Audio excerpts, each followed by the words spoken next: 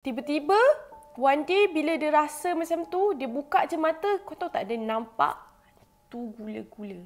Kau faham kan apa tu saya nak sampaikan?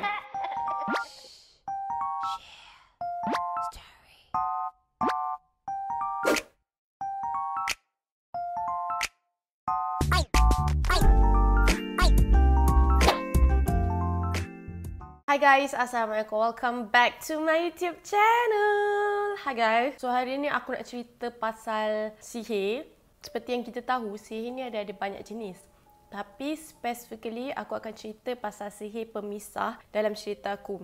So apa itu sihir pemisah? So kalau aku Google, sihir pemisah ni adalah sihir penghalau jodoh. So macam dia, kalau orang tu dengki dekat sesuatu pasangan, dia akan hantar sihir tu untuk memisahkan pasangan tersebut. Ini adalah pengalaman yang aku dapat tahu daripada seseorang dan dia suruh aku menceritakan baliklah. Tapi aku tak akan menggunakan nama sebenar dalam cerita ni. So aku akan menamakan nama perempuan tu Aida dan nama lelaki tu Farid. So cerita dia macam ni. Pengalaman ngeri tu bermula lepas je diorang bertunang. Aida dengan Farid ni bertunang. So masa memula Aida ni dia macam kuat marah tau. Tiba-tiba je dia berubah, dia jadi kuat marah, jadi tak keruan. Lepas tu macam rasa macam nak lempar barang dekat tunang dia yang si Farid ni. Walaupun tak ada sebab.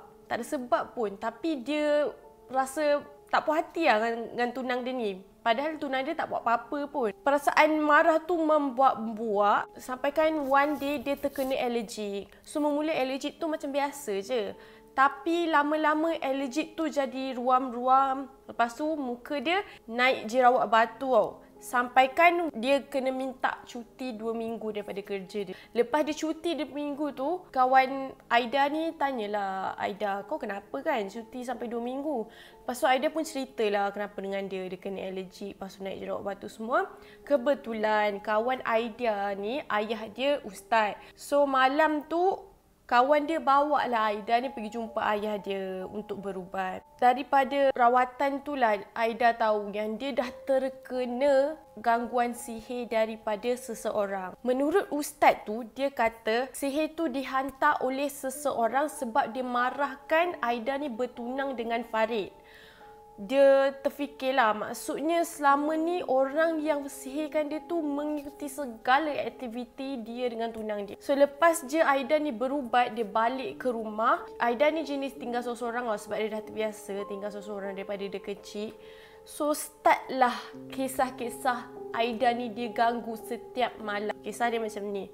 Tiap-tiap malam dia selalu je dengar ada barang dekat bilik air kena campak ataupun kadang-kadang handphone dia kena baling oleh seseorang dan kadang-kadang dia dengar ada orang ketuk pintu tingkap dalam bilik dia. Padahal Aida ni duduk dekat kondo. Datang dari mana kan orang ketuk-ketuk tingkap bilik dia. So dia dah tahu dia dah start kena ganggu. Dia ingatkan jiran atas rumah dia yang ganggu dia. Tapi bila dia balik, rupanya suara tu ada dalam rumah dia sendiri. So, masa dia tengah tidur malam tu, tiba-tiba dia dengar handphone dia berbunyi. Bila dia buka je mata, dia nampak ada perempuan lalu depan dia. Dan perempuan tu pakai baju kebaya lusuh and dia tak ada kaki.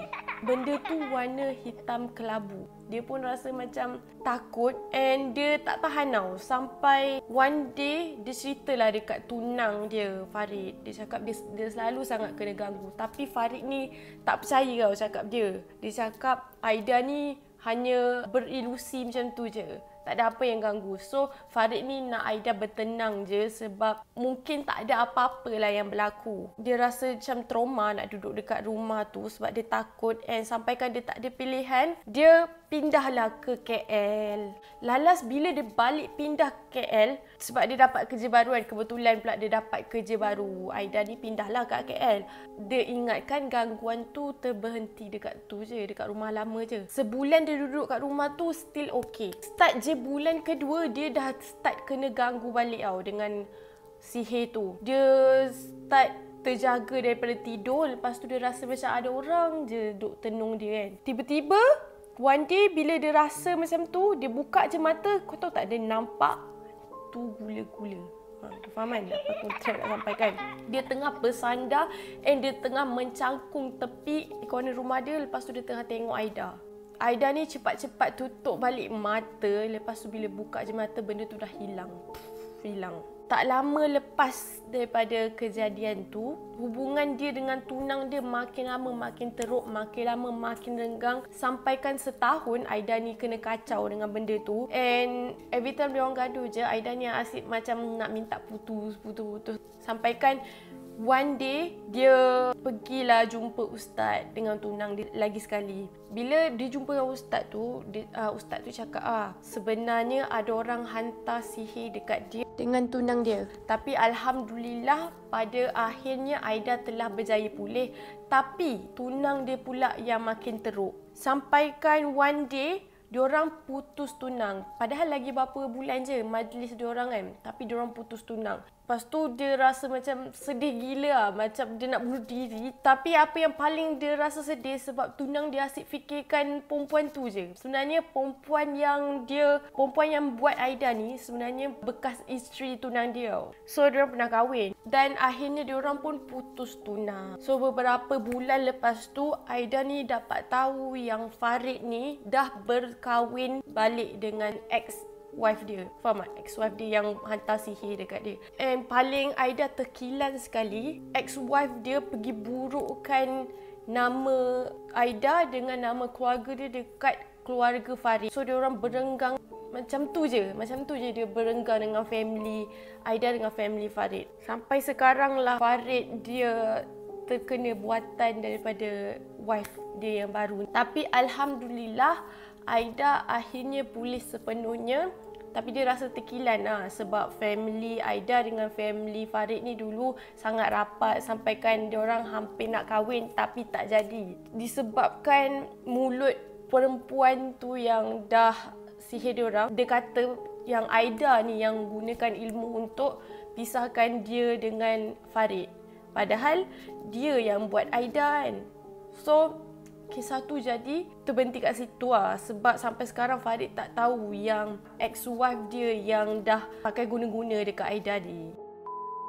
So aku rasa that's all, and aku harapkan one day Farid akan sedar dengan perbuatan wife dia tu. So aku rasa that's all untuk cerita aku kali ni. Semoga kita semua dihindari daripada perbuatan-perbuatan terkutuk macam tu. Dan aku rasa that's all untuk video aku kali ni.